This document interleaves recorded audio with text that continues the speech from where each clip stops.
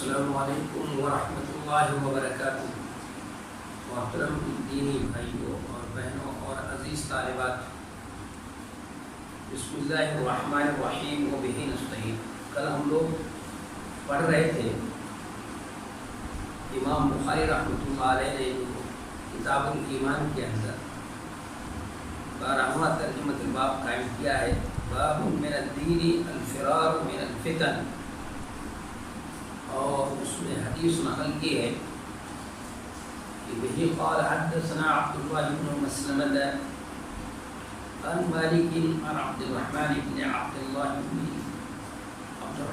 ابی صعصعة عن ابیہ عن ابی سعید الخدری رضی اللہ عنہ انہ قال قال رسول اللہ صلی اللہ علیہ وسلم یوشک ان یکون خیر مال المسلم غنم یتبع بها، یا میں نے کل پڑھا تھا یتبع بها شعف الجبال ومواقع القطر یفر بدینه من الفتن، او كما قال صلی اللہ علیہ وسلم۔ یہ ترجمۃ الباب ہے، اور اس کے میں امام بخاری رحمۃ اللہ علیہ نے یہ حدیث نقل کی ہے۔ تو پہلے ترجمۃ الباب کا اور پھر حدیث کا، پھر اس کے بعد اس کا مقصد کیا ہے، امام بخاری رحمۃ اللہ علیہ اس ترجمۃ الباب کا مقصد کیا ہے، اور پھر اس حدیث کو سمجھنے کی کوشش کریں گے۔ تو حدیث کے ضمن میں امام بخاری رحمۃ اللہ علیہ نے نقل کی ہے۔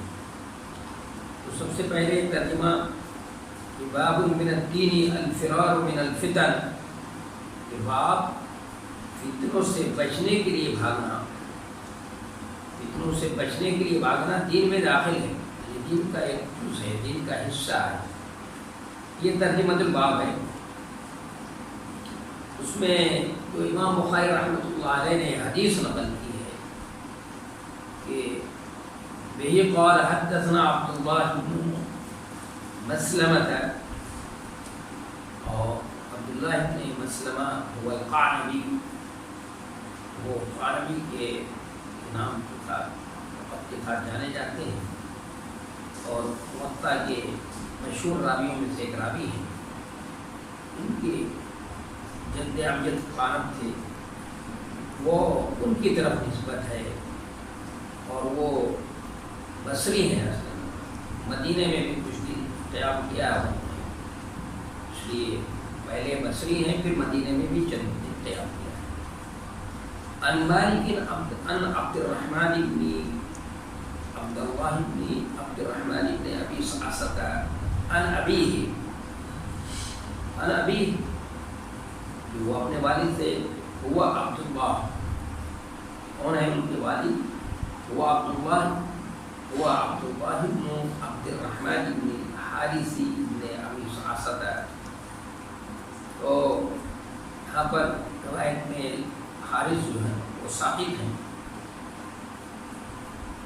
وہ اور جو ابو صعصعة ہیں ان کا نام جو ہے عمرو بن عوف ہے، عمرو بن عوف انصاری ثم المالکی۔ یہ زمانے جاہلیت میں ان کو مار دیا گیا تھا، ہلاک ہو گئے تھے، لیکن ان کے بیٹے حارث جو ہیں یہ غزوہ احد میں شریک ہوئے۔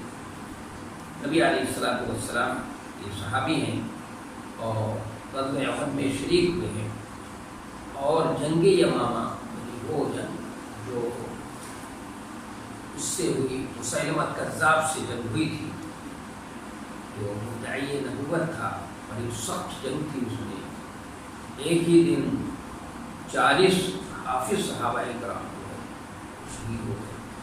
تو اسی جنگ میں یہ شہید ہوئے ہیں۔ حضرت حارث رضی اللہ تعالی عنہ جو عوف کی جو ہے یہ ہیں ابو صعصعة کے بیٹے ہیں حارث۔ اس کے بعد ہے عن ابی سعید الخدری، ابو سعید الخدری رضی اللہ تعالی عنہ وہ مشہور صحابی ہیں، ان کے نام کے بارے میں اختلاف ہے، لیکن زیادہ صحیح بات یہ ہے کہ ان کا نام سعد ہے۔ کچھ لوگ کہتے ہیں ان کا نام سنان ہے، وہ کوئی مضبوط بات نہیں ہے، طاقتور بات نہیں ہے. زیادہ صحیح یہ ہے کہ ان کا نام سعد ہے، سعد ابن مالک ہے. ان کے والد محترم جو ہے یعنی مالک، وہ غزوہ احد میں شہید ہوئے، غزوہ احد میں شہید ہو گئے. سعید خدری رضی اللہ تعالیٰ عنہ کے والد محترم، اور یہ مکثرین صحابہ میں ہیں، ان صحابہ کرام خوش نصیب صحابہ کرام ہیں جنہوں نے کثرت سے جناب نبی کریم صلی اللہ علیہ وسلم کی حدیثوں کو روایت کیا ہے. ان میں سے سعید خدری رضی اللہ تعالیٰ عنہ بخاری کے اندر بھی روایت ان سے موجود ہے، اور مسلم کے اندر بھی ان سے روایت موجود ہے. خاص طور مسلم میں وہ روایت جو مروان بن حکم نے اپنے دوران حکومت دن دکانے سے پہلے ممبر پہ چڑھ گیا وہ، اور اس نے کہا کہ پہلے خطبہ ہوگا بعد میں پھر نماز ہوگی. جبکہ عیدین میں پہلے نماز پڑھی جاتی ہے پھر بعد میں خطبہ ہوتا ہے. چونکہ اس کا خطبہ لوگ سنتے نہیں تھے، بھاگ جاتے تھے، تو اس نے کہا میں خطبہ سنانا چاہتا ہوں، اس لیے پہلے خطبہ ہوگا ہی. تو اس وقت ایک مرد مجاہد آگے بڑھا تھا، صحابی آگے بڑھے اور انہوں نے کہا کہ نبی صلی اللہ علیہ وسلم کی سنت یہ نہیں. تو اس نے بھی اپنے اقتدار کی نشے میں کہا تھا تقوری کا میں ہونا نہیں کہ اب یہ جو ہے معمول نہیں رہا، اور ہماری حکومت ہے، ہم جیسے چاہیں گے کریں گے. تو یہ آگے بڑھے تھے ابو سعید خدری رضی اللہ تعالیٰ عنہ. انہوں نے کہا کہ نہیں، جو اس شخص کا جو ذمہ داری تھی اس نے تو ادا کر دی. میں نبی صلی اللہ علیہ وسلم سے سنا ہے کہ من رأى منکم منکرا فلیغیرہ بیدہ، کہ ان میں سے جو بھی منکر دیکھے وہ اپنی طاقت سے اس کو کیا کر دیں، بدل سکتا ہے تو طاقت سے بدل. اگر تم نہیں اترو گے تو ہم طاقت سے اتارنے کی کوشش کریں. اس موقع پر انہوں نے وہ حدیث نبی صلی اللہ علیہ وسلم کی سنائی تھی جو مسلم کے اندر موجود ہے.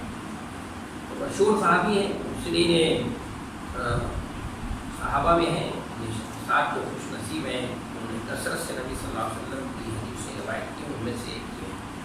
تو ترجمہ کرتے ہیں کہ وہی قال حدثنا عبداللہ بن مسلمہ القعنبی، کہ کہا ہم سے بیان کیا عبداللہ بن مسلمہ نے، یعنی امام بخاری رحمۃ اللہ علیہ کہتے ہیں کہ ہم سے ہمارے استاد محترم عبداللہ بن مسلمہ القعنبی نے بیان کیا. عن مالک عن عبد الرحمن بن عبداللہ، انہوں نے امام مالک سے، انہوں نے عبد الرحمن بن عبداللہ بن عبد الرحمن بن ابو سعصہ سے، عن ابی ہے، انہوں نے اپنے باپ عبداللہ سے، ابھی میں نے بتایا ہوا عبداللہ نو عبد الرحمن بن حارث بن ابی سعصہ یہ ہے. انہوں نے اپنے باپ والد محترم عبداللہ سے روایت کی ہے. عن ابی سعید الخدری، انہوں نے ابو سعید خدری سے، انہ قال، انہوں نے کہا، ان قال رسول اللہ صلی اللہ علیہ وسلم، رسول اللہ صلی اللہ علیہ وسلم نے ارشاد فرمایا، یوشک ان یکون خیر مال المسلم غنم یتبع بها شعف الجبال ومواقع القطر.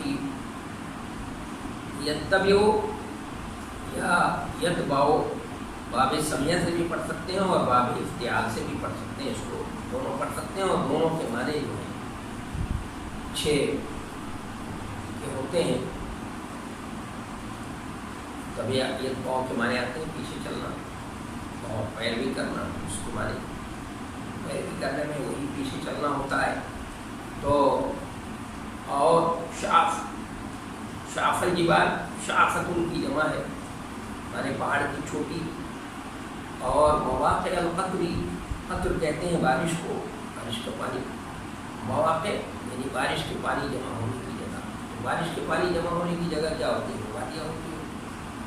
تو اب ترجمہ ہوگا کہ رسول اللہ صلی اللہ علیہ وسلم نے ارشاد فرمایا کہ وہ زمانہ قریب ہے، یوشک ان یکون خیر المال المسلم غنم، کہ وہ زمانہ قریب ہے. رسول اللہ صلی اللہ علیہ وسلم فرما رہے ہیں کہ وہ زمانہ قریب ہے جب مسلمان کا بہترین مال بکریاں ہوگی. خیر مال المسلم غنم، یہ مسلمان کا بہترین مال بکریاں ہوگی. ان کے پیچھے وہ پہاڑ کی چوٹیوں اور پانی کے جمع ہونے کی جگہوں تلاش کرے گا. پیچھے وہ پہاڑ کی چوٹیاں اور پانی کے جمع ہونے کی جگہوں کو تلاش کرے گا.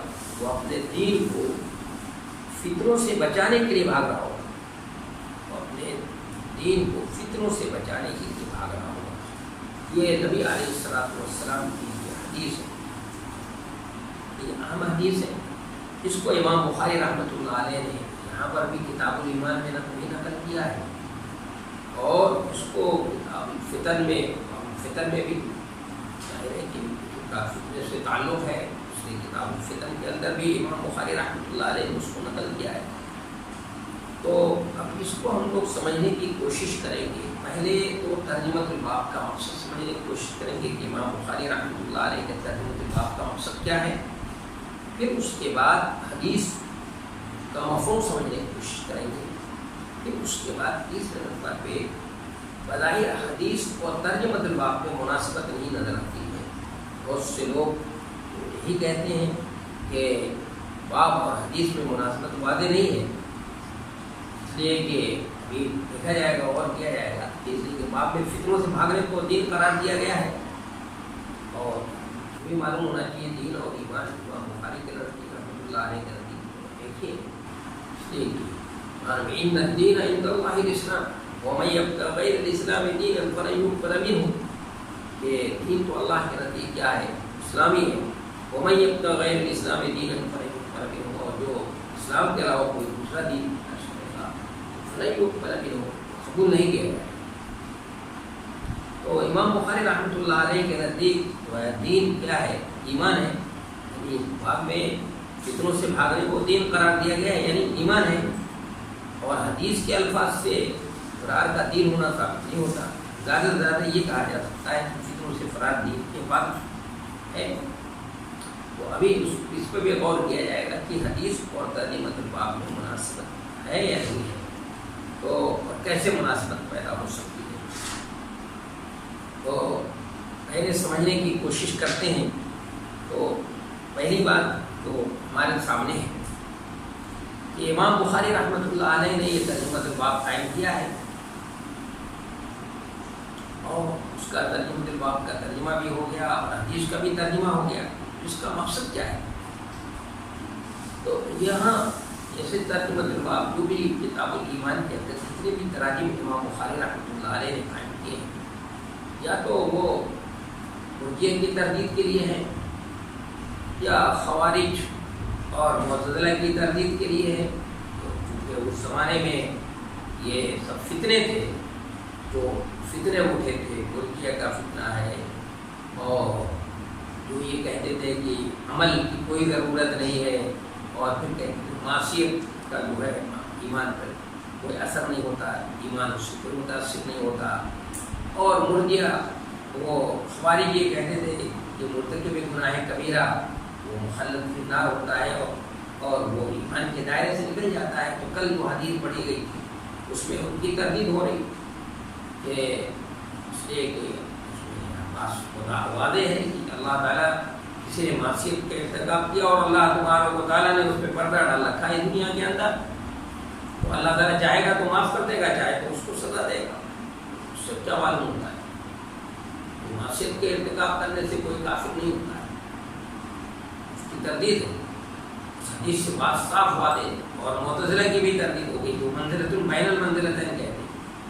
اور بے شمار حدیث ہے، قرآن کی آیتوں سے بھی یہ بات سمجھ میں آتی ہے اور حدیث سے سمجھ میں آتی ہے کہ قرآن بھی کہتا ہے ان اللہ لا یغفر ان یشرک به ویغفر ما دون ذلک لمن یشاء، کہ اللہ شرک کو معاف نہیں کرتا، اس کے علاوہ جو معصیت کا ارتکاب کرے گا تو اس کو معاف کر سکتا ہے، کر دیتا ہے، لیکن ہاں شرک کو معاف نہیں کرتا. تو امام بخاری رحمۃ اللہ علیہ نے وہاں پر پوری طاقت کے ساتھ ان کی معتزلہ کی تردید اور حدیثوں میں بھی من قال لا الہ الا اللہ دخل الجنہ وان زنا وان سرق. قال ابو ذر وان زنا وان سرق یا رسول اللہ. قال رغم انف ابی ذر، ابو ذر غفاری کے نہ چاہتے ہوئے بھی جائے گا. جب وہ حدیث یہ نقل کرتے تھے امام حضرت ابو ذر غفاری رضی اللہ تعالی عنہ، تو یہ جملہ بھی فرمایا کرتے تھے رغم انف ابی ذر، کہ ابو ذر غفاری کے نہ چاہتے ہوئے بھی جائے گا. اس साफ वादे है कि मुर्तकिब गुनाह कबीरा गुनाह के इर्तिकाब करने से कोई काफिर नहीं होता। उससे पहले वाले बाब में उनकी तरकीब की थी। तो इस बाब के अंदर इमाम बुखारी रहमतुल्लाह अलैह ने जो मकसद है वो मुर्जिया की तरदीद है। यानी मुर्जिया का कहना क्या है? मुर्जिया ये कहते हैं कि ईमान पर किसी मासियत का असर नहीं होता। ईमान ले आया, कितनी भी मासियत करता रहे, कुछ भी करे, बदकारी करे, चोरी करे, डाका डाले, कोई और भी गलत काम करे, उससे ईमान उसका मुतासिर नहीं होता। तो इमाम बुखारी रहमतुल्लाह अलैह फरमाते हैं कि ये दुरुस्त नहीं है। तो अगर ये बात दुरुस्त होती तो फितनों से भागने की जरूरत न होती। अगर ऐसी बात थी कि कहीं पर फितना है तो फिर फितने से भागने की जरूरत क्या है? जो मासियत के इर्तिकाब से वो ईमान मुतासिर नहीं होता है, उस पर कोई उसका असर नहीं पड़ता है, तो फिर फितनों से भागने की क्या जरूरत ही नहीं। हालांकि रवायत में सराहत अभी मशहूर है, वे रवायत पढ़ी जाएगी, हदीस पढ़ी जाएगी कि फितनों से भागकर ऐसी जगह पहुंचना भी दीन में मतलूब है जहाँ ये फितने ईमान पर असरअंदाज न हो सके। कहीं ऐसी जगह पर है आदमी जहाँ पर फितना है, आजमाइश है, उससे ईमान मुतासिर हो सकता है, तो वहाँ से भाग कर किसी ऐसी जगह चले जाना जहाँ पर फितना ईमान पर असरअंदाज ना हो, चला जाना दीन के अंदर क्या है मतलूब है। ये चीज़ मतलूब है और ये दर्जा मतलूब है कि उससे दीन का जुज़ और शोबा करार दिया जा सकता है। करार दिया है। इमाम बुखारी रहमतुल्लाह अलैह कहते हैं, क्या फरमाया उन्होंने? बाबुल मिन अद-दीन अल-फिरार मिन अल-फितन। मकसद है कि फितनों से दूर भागना दीन में दाखिल है, यानी दीन का ये हिस्सा है, शोबा और उसका जुज़ करार दिया है, जुज़ करार दिया जा सकता है। जो शख्स दीन की कदर व मंज़िलत को, जाहिर है दीन की अहमियत को, ईमान की जो दौलत है उसकी कदर व मंज़िलत जिसके दिल के अंदर होगी, और जो ईमान की कदर व मंज़िलत को जानता होगा वही उसकी हिफाजत की कोशिश करेगा। तो वो देखेगा कि जमात के साथ रहकर दीन की हिफाजत में दिक्कतें पेश आ रही हैं, तो वो फितनों से दीन को बचाने की खातिर आबादी से निकल जाएगा। उसकी नज़र में अगर दीन की अहमियत है, ईमान की हकीकत है, ईमान की तो सबसे अहम पूंजी है, सबसे अहम सरमाया है, इसलिए अगर उसकी हकीकत, इसकी अहमियत को जानना हो तो कुरान को पढ़ कर देखिए ईमान की ये अहमियत है। इसके नज़दीक अहमियत होती है तो वो जैसे हज़रत याकूब अलैहिस्सलाम का इंतकाल हो रहा है, वो अपने बेटों से क्या कह रहे हैं? माता अबूकुम मिन बादी, मेरे बात किसकी बात करो? इस चीज़ का उनको जो है ये है, अभी दुनिया से जा रहे हैं कि फिक्र क्या है? ईमान। ईमान की कीमत उनकी नज़र में है, तो ईमान की अहमियत उनकी नज़र में है। और ईमान की अहम चीज़ है, उसकी वजह से अल्लाह तबारक व तआला जो है उसके लिहाज करता है, उसकी वजह से उसकी और उसके घर के लोगों की हिफाजत फरमाता है। और उसके लिए तो सूरह कहफ पढ़ कर देखें, तो सूरह कहफ का जो वाक़या है तो उससे हमें जो है ये बात समझ में आती है। तो जाहिर है जिसके अंदर ये दीन की, ईमान की कदर व कीमत होगी तो उसकी अहमियत को जानता होगा कि भाई सबसे बड़ी कीमती चीज़ है ये दुनिया की सारी चीज़ें, दौलत एक तरफ और ये हिदायत और ये ईमान की दौलत एक तरफ है। अगर ये उसकी है तो उसकी हिफाजत की कोशिश करेगा, उसको बचाने की कोशिश करेगा। जैसे कोई किसी के पास जौहर हो, कोई कीमती चीज़ हो तो उसकी हिफाजत की कोशिश करता है, तो उसी तरह उसकी भी हिफाजत की क्या करेगा? कोशिश करेगा। कोई देखेगा कि जमात के साथ रहने में, इज्तिमाइयत के साथ रहने में हमारे लिए ईमान को जो है, ईमान में हिफाजत में, दीन की हिफाजत में दिक्कतें पेश आ रही हैं, परेशानियाँ हो रही हैं, तो फितनों से दीन को बचाने के खातिर आबादी से निकल जाएगा। ये इमाम बुखारी रहमतुल्लाह अलैह का ये मकसद है। मकसद क्या हुआ? मुर्जिया की तरतीब ये कहते हैं कि ईमान पर किसी मासियत का असर, ये बात सही है। अगर असर नहीं होता तो फिर ये बात क्यों कही जाए? तो फितनों से भागने की ज़रूरत क्यों होती भाई? और फितनों से भागने को دین کا ایک شعبہ اور ایک جز قرار دیا گیا ہے، اور جو بھی دین کی اہمیت کو سمجھتا ہوگا، اس کی قدر و قیمت کو جانتا ہوگا، وہ سمجھ سکتا ہے۔ تو اب یہ کہا جا رہا ہے من الدین الفرار من الفتن، یہ من الدین الفرار من الفتن ترجمۃ الباب کے اندر ہے کہ فتنوں سے دور بھاگنا دین میں داخل ہے۔ تو الفرار من الفتن، ان آزمائش کی چیزوں میں بھی، آزمائش کی چیزوں سے بھی دور ہو جانے کی تعبیر ہے، یعنی الفرار من الفتن جو ہے یہ تعبیر ہے، اور بہت ہی عمدہ اور اچھی تعبیر ہے کہ ان آزمائش کی چیزوں سے بھی دور جانے کی تعبیر ہے جو انسان پر وقتاً فوقتاً آتی رہتی ہیں۔ آزمائشیں دنیا میں انسان کے اوپر وقتاً فوقتاً آزمائشیں آتی رہتی ہیں، اس سے بھی تعبیر ہے، جن سے انسان کی صداقت اور استقامت کا اندازہ ہوتا ہے۔ یعنی ان فتن میں رہتے ہوئے اسے دین کا کتنا خیال ہے، بیماری بھی ایک قسم کا فتنہ ہے، اس میں بھی انسان کی دینی حمیت کا امتحان ہوتا ہے۔ مسافرت ہے، مثلا سفر کر رہا ہے، یہ بھی ایک قسم کا کیا ہے کہ ایک قسم کی ابتلا ہے، ایک طرح کی آزمائش ہے۔ اس ابتلا اور آزمائش میں بہت سے لوگ اپنی دینی وضاحت کو بھی چھوڑ دیتے ہیں، خاص طور سے آج کے دور میں، آج کے دور میں جس دور سے ہم لوگ گزر رہے ہیں، ایسے دور میں لوگ اس مسافرت میں کیا کرتے ہیں، یہ ایک آزمائش ہے، ابتلا آزمائش میں بہت سے لوگ اپنی دینی وضاحت بھی چھوڑ دیتے ہیں۔ لیکن ایک دیندار انسان تمام پریشانیوں کو انگیز کرتا ہے، ایسی تمام پریشانیوں کو انگیز کرتا ہے، برداشت کرتا ہے، اور دینی فرائض کی باہر کیف تک نہیں کرتا، اور دینی شناخت کے ساتھ وہ باقی رکھنے کی کوشش کرتا ہے۔ اسی طرح ایک دیندار انسان تکوینی مصائب ہیں، یہ دنیا میں جو مصائب آتے رہتے ہیں، جیسے آج کل مصیبت کا دور ہے، تو اس طرح کی تکوینی مصائب کو بھی آزمائش اور ابتلا تصور کرتا ہے، اور وہ سوچتا ہے کہ اگر اس ابتلا کے موقع پر بھی میری جانب سے غفلت برتی گئی تو یہ مصیبت بالائے مصیبت ہو جائے گی، کیونکہ غفلت یہ خطرناک چیز ہے، غفلت نہیں ہونی چاہیے، مومن کی طرف سے غفلت نہیں ہونی چاہیے۔ یہاں مفہوم یہ بھی ہے الفرار من الفتن، جو ترجمۃ الباب کے اندر امام بخاری رحمۃ اللہ نے لکھا ہے، باب من الدین الفرار من الفتن، یہ تعبیر بہت چھوٹی تعبیر ہے، بہت ہی اچھے انداز میں امام بخاری رحمۃ اللہ نے ترجمۃ الباب کے اندر جو تعبیر اختیار کی ہے۔ اور میں نے ابھی عرض کر دیا کہ دین امام بخاری کے نزدیک ایمان کے معنی میں اور حدیث جبریل کے اندر بھی کیا ہے، اس کو ام السنہ کہا جاتا ہے، اس میں حضرت جبریل نے اسلام اور ایمان اور احسان کے بارے میں سوال کیا، اور ان تینوں کے مجموعے کو جناب نبی کریم صلی اللہ علیہ وسلم نے دین سے تعبیر کیا ہے۔ تو آپ صلی اللہ علیہ وسلم نے اس کو دین سے تعبیر کیا ہے، نبی صلی اللہ علیہ وسلم۔ تو یہاں پر امام بخاری رحمۃ اللہ علیہ کے نزدیک دین سے مراد ایمان ہے۔ تو من الدین الفرار من الفتن، یہ بہت اچھی تعبیر ہے۔ تو من الایمان الفرار من الفتن، یہ فتنوں سے دور بھاگنا دین میں داخل ہے کہ ایمان میں داخل ہے، ایمان کا حصہ ہے، شعبہ ہے۔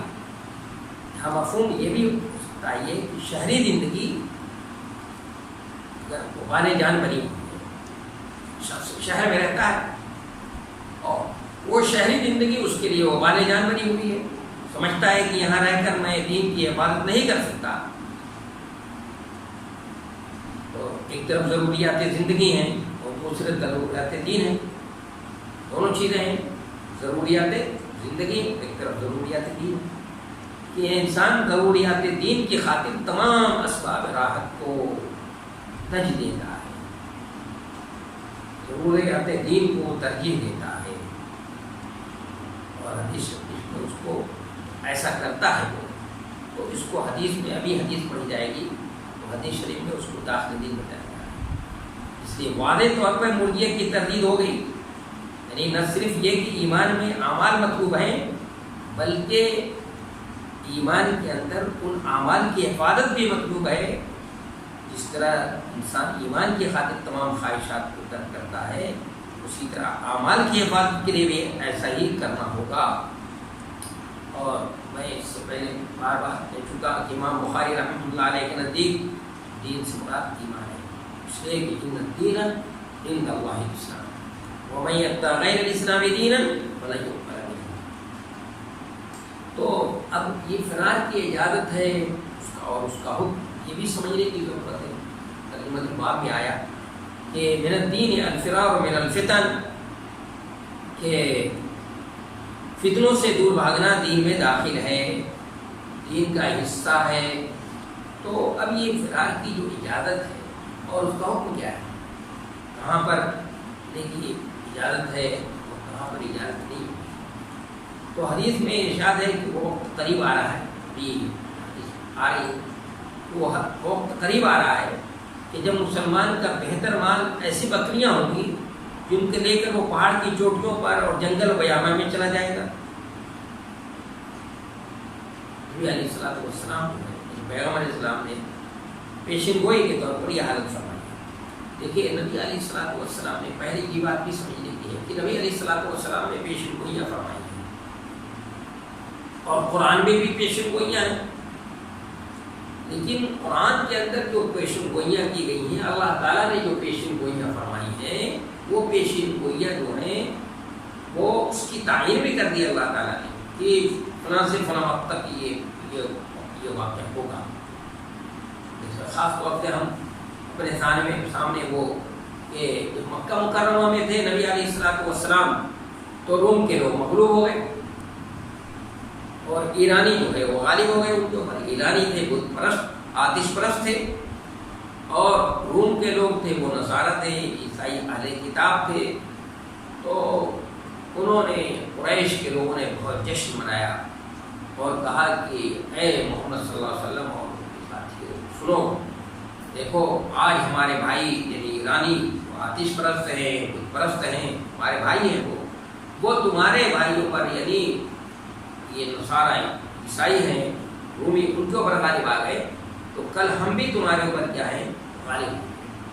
تو اللہ تبارک و تعالیٰ نے نبی علیہ السلام کو تسلی دیتے ہوئے سورہ روم نازل فرمائے، اور اس میں اللہ تعالیٰ نے پیشن گوئی فرمائی کہ فی بدع سنین، یعنی چند سال قلم 3 سے لے کر 9 تک کے لیے استعمال ہوتا ہے، کہ 9-10 سال کے اندر جو ہے یہ پھر رومی جو ہے وہ غالب آئیں گے اور ایرانی مغلوب ہو جائیں گے، اور اپنے جو حصہ جو زمین جو انہوں نے غاصبانہ طور پر ان کی زمین پر قبضہ کر دیا ہے اور ناجائز قبضہ کر رکھا ہے، وہ اس کو جو ہے اس بیت المقدس کو وہ پھر آزاد کرا دیں۔ بیت المقدس پہ بھی قبضہ ہو گیا تھا، اس کو یہ رومی جو ہے اس کو دوبارہ آزاد کرا دیں۔